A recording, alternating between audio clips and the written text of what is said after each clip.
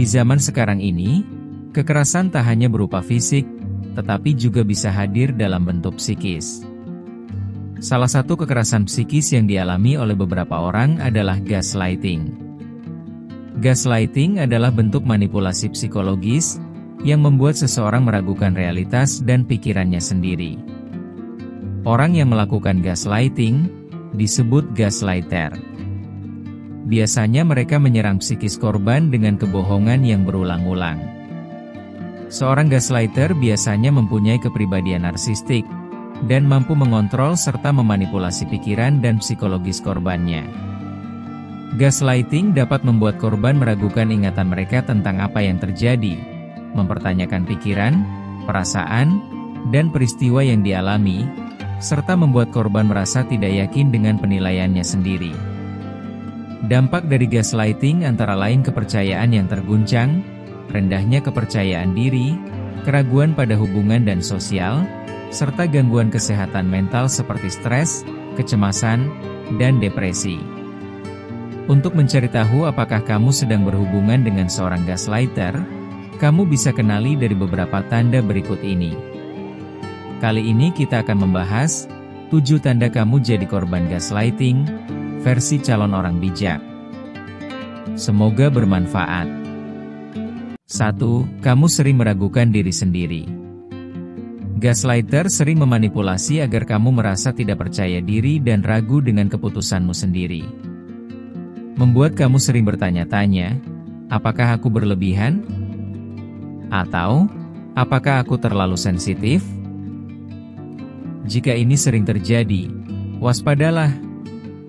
Mereka menggunakan berbagai teknik untuk membuatmu meragukan dirimu sendiri, misalnya dengan menyangkal sesuatu yang kamu ingat jelas, mengubah fakta, atau bahkan menyalahkanmu atas hal yang sebenarnya mereka lakukan. Semakin lama, kamu bisa kehilangan kepercayaan pada persepsi dan penilaianmu sendiri, sehingga kamu lebih bergantung pada pelaku gaslighting. Hal ini bisa sangat berbahaya, karena kamu menjadi lebih mudah dikendalikan dan semakin sulit keluar dari manipulasi mereka. 2. Pelaku selalu menyangkal fakta. Pelaku gaslighting seringkali akan menyangkal sesuatu yang terjadi meskipun kamu mengingatnya dengan jelas. Mereka bahkan bisa membalikan fakta, membuatmu merasa bingung dan mempertanyakan ingatanmu sendiri. Jika hal ini terjadi berulang kali, kamu bisa mulai kehilangan rasa percaya diri terhadap persepsimu sendiri. Misalnya mereka menyangkal dengan mengatakan, itu tidak pernah terjadi. Padahal kamu yakin itu benar-benar terjadi. Gaslighter juga bisa saja mengalihkan perhatian. Saat kamu mencoba membahas sesuatu, mereka justru mengganti topik atau menyalahkanmu agar kamu merasa bersalah. Akibat dari penyangkalan terus-menerus ini, korban seringkali mulai mempertanyakan pemikiran mereka sendiri. Mereka bisa mulai bergantung pada pelaku untuk mengklarifikasi apa yang benar dan apa yang salah, yang semakin memperkuat kontrol pelaku atas mereka. 3. Perasaanmu dianggap berlebihan.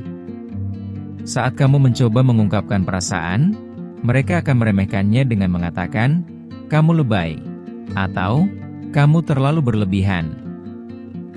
Mereka ingin membuatmu merasa bahwa reaksimu tidak benar, sehingga kamu ragu untuk mengungkapkan perasaanmu di masa depan. Ini adalah cara mereka untuk mengontrol dan membungkammu. Pelaku gaslighting sering menggunakan teknik ini untuk membuat korban merasa bersalah karena memiliki emosi. Dampaknya, korban seringkali mulai menahan diri untuk mengekspresikan perasaannya. Mereka takut dicap sebagai orang yang berlebihan atau emosional, sehingga akhirnya mereka memilih diam dan menekan perasaan mereka sendiri. Seiring waktu, ini bisa menyebabkan kehilangan kepercayaan pada intuisi dan emosi mereka sendiri, yang membuat mereka semakin mudah dimanipulasi oleh pelaku. 4. Kamu mulai merasa sendirian. Gaslighter sering mencoba menjauhkanmu dari orang-orang yang bisa memberimu dukungan. Mereka mungkin mengatakan bahwa teman-teman atau keluargamu tidak menyukaimu atau tidak memahami situasimu. Semakin kamu menjauh dari support system, semakin besar kendali mereka terhadap dirimu. Mereka bisa memanipulasi dengan cara menjelekkan orang-orang terdekatmu, misalnya dengan mengatakan bahwa teman-temanmu hanya ingin memanfaatkanmu, atau bahwa keluargamu tidak benar-benar peduli padamu. Atau bisa saja mereka menciptakan konflik palsu, misalnya dengan menyebarkan rumor atau mengadu domba agar kamu menjauhi orang lain. Ketika kamu sudah kehilangan support system, kamu akan merasa semakin terisolasi dan lebih sulit mencari bantuan atau perspektif lain di luar hubungan dengan gaslighter. Ini membuat mereka semakin berkuasa atas hidupmu. 5. Kamu sering meminta maaf tanpa alasan yang jelas. Pelaku gaslighting sering memutarbalikkan keadaan sehingga kamu selalu merasa bersalah. Mereka akan memanipulasi percakapan atau situasi agar tampak seolah-olah kamu yang salah, meskipun sebenarnya bukan. Teknik yang sering digunakan biasanya mengancam dengan kekecewaan. Misalnya mereka mengatakan, "Aku sangat kecewa sama kamu," sehingga kamu merasa harus meminta maaf meski tidak melakukan kesalahan. Mereka juga bisa membuatmu merasa egois dengan mengatakan, "Kamu gak pernah peduli sama perasaanku," meskipun kenyataannya kamulah yang selalu berusaha memahami mereka. Akibatnya, kamu merasa perlu terus meminta maaf agar hubungan tetap damai, bahkan ketika kamu tidak tahu apa kesalahanmu. Ini bisa membuatmu kehilangan kepercayaan diri dan kendali atas perasaan serta tindakanmu sendiri. Semakin sering kamu meminta maaf tanpa alasan yang jelas, semakin kuat pengaruh gaslighter terhadap dirimu. 6. Kamu merasa lelah secara mental dan emosional.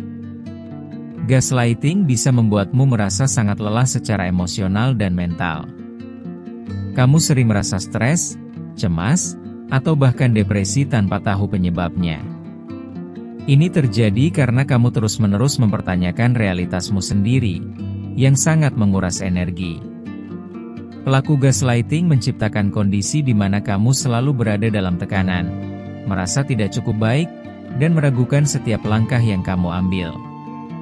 Kamu juga merasa tidak punya kendali atas hidupmu sendiri, karena setiap kali kamu mencoba berpikir atau bertindak sendiri, gaslighter akan membuatmu merasa bersalah atau bodoh.